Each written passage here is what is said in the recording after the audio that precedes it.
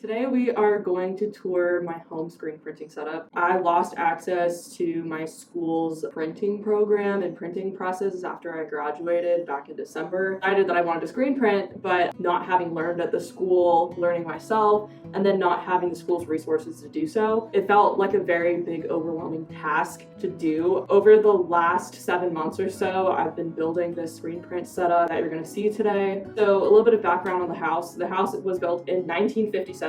The screen printing room is this room that is windowless, and the landlord referred to it as a bomb shelter. It had a wooden workbench and it was unfinished, and it was honestly pretty gross and creepy, but I just wanted to give you a tour of what we turned it into. That is a fully functioning screen printing room. I have been trying to build out this home screen printing setup for the last 7 months, and it took a really long time to hone in and fine tune everything so that everything works. I'm doing photo emulsion screen printing, and there are a lot of variables that need to be figured out. Everything from what light you're using, how long to expose your screens for, how thick to do your emulsion, how far that screen is going to sit from the light, how to make sure that your screens aren't exposed to light before they're exposed, among many different things. And so it took us many months to figure this out and actually hone in so that we can start doing those multi-layer screen prints. We'll kind of give you some insight about that today. We're going to put a link in the bio for you guys if you guys want to look at what we grabbed for this screen printing setup.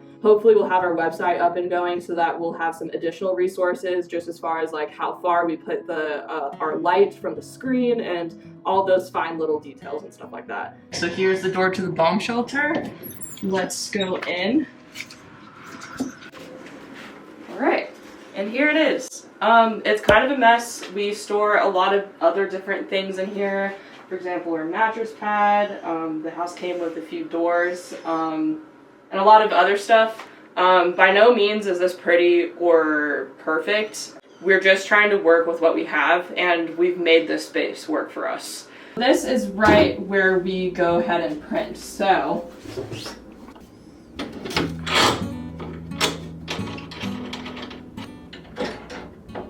yeah, these guys would clamp in, and then you would swing this up and down to do your prints.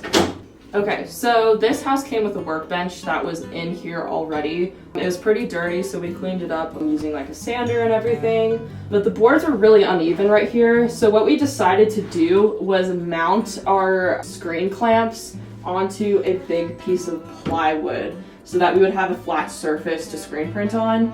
And just because we're renting this house, we're going to be moving. This just makes it a lot easier to move. So we have the clamps mounted onto the plywood, and then we have our piece of Mylar to line up our different layers. And yeah, we just have that taped down with a little bit of packaging tape. Underneath right here is where we have our lighting and exposure unit. We have used these support frames to just hold the screen up for us, and so there's actually a light mounted under here that we expose the screens for. So we take our unexposed screens, we put our design on them, and then we have a light switch right here that turns on that exposure unit. And so we have some Sharpie marks right here, and this is how we know to line up our screen so that's in the middle of the light. Additionally, when we coat our screens with emulsion, we have a box fan right here that we can turn on. So we'll take those screens with fresh emulsion that isn't dry yet, and we'll let them sit right here, and we can do about 2 screens at a time. So we can turn that fan on so that the emulsion dries a little bit faster, and then we have that exposure unit right here. We also have just some extra newsprint right here, just so that things don't get too messy. We have paper towels and some contact paper mounted right here. We store our screens on the side, just right here. So some of them are exposed, some of them are blank. Right now we have our regular lights on, but when you are working with unexposed screens, you can't expose those screens to any regular light. So we have some UV-free light bulbs in here so that we can still work with those unexposed screens and get them coated and everything. So this one's UV free, and then that one is UV free over here. It's not on right now, but I'll turn it on in a second. But yeah, I'm just gonna flip the lights off for you guys just so you guys get a sense of what we do when we are working with those unexposed screens.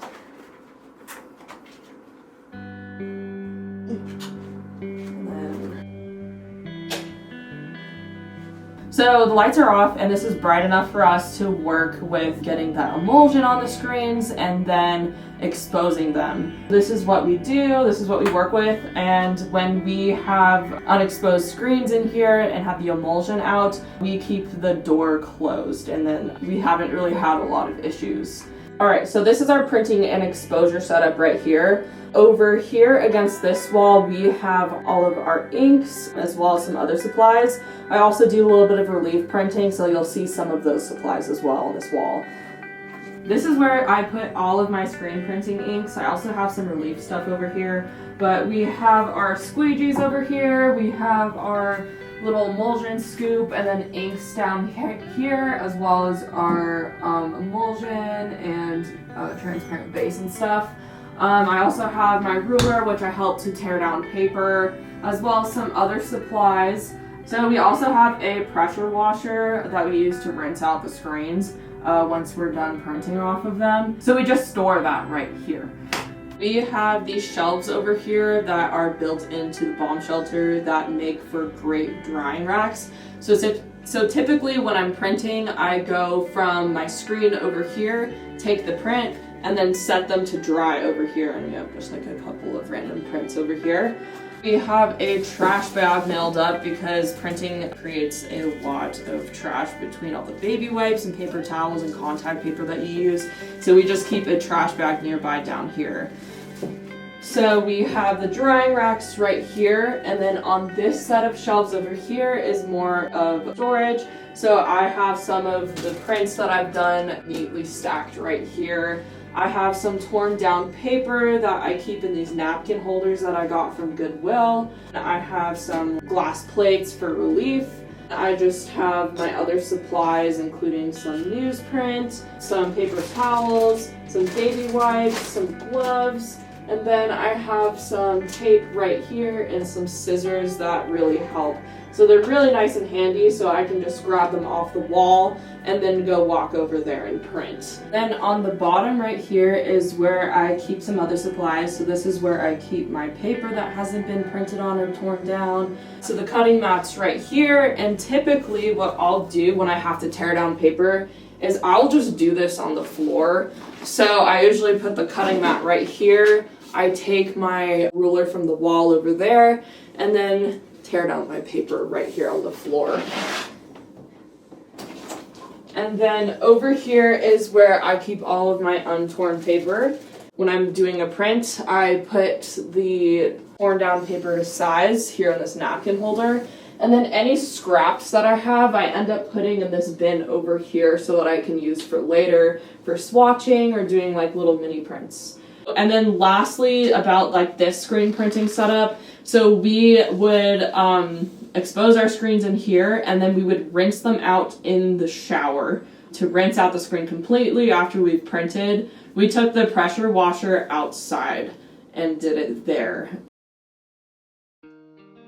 I just printed my first multi-layer print here like a couple of weeks ago, and this is how it turned out. So it is completely possible to do this from home. It just does take a little bit of effort and problem solving. Some of the struggles that we encountered here, building this screen printing setup with no previous experience, where there's a lot of variables between how strong your light is, how far it is from the screen, and then that exposure time itself, as well as how thick that emulsion is going on. And I feel like that's probably the biggest hurdle that I had to go through in order to get this up and running. And like a few other things to note just about this setup, we were really fortunate to have a full workbench to work with here so that we can mount that exposure light underneath.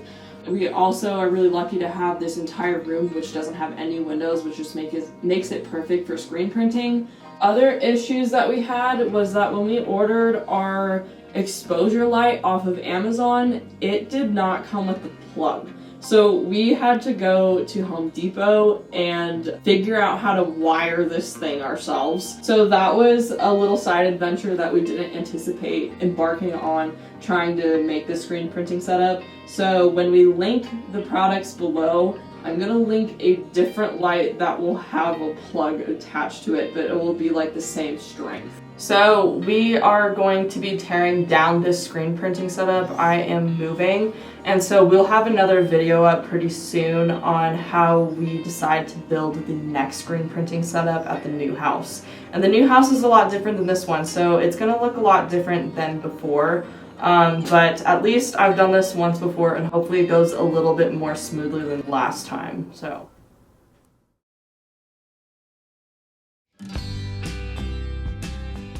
I just wanted to thank you for taking the time to watch this video. Let me know in the comments down below if you have any questions, and make sure to like and subscribe to our channel if you like this video. Be sure to check out our website at the link in our bio for a full list of screen printing supplies and for prints for sale. We will have another video up soon about our new printing setup, so make sure to keep an eye out for that in the future. But until then, thank you for watching.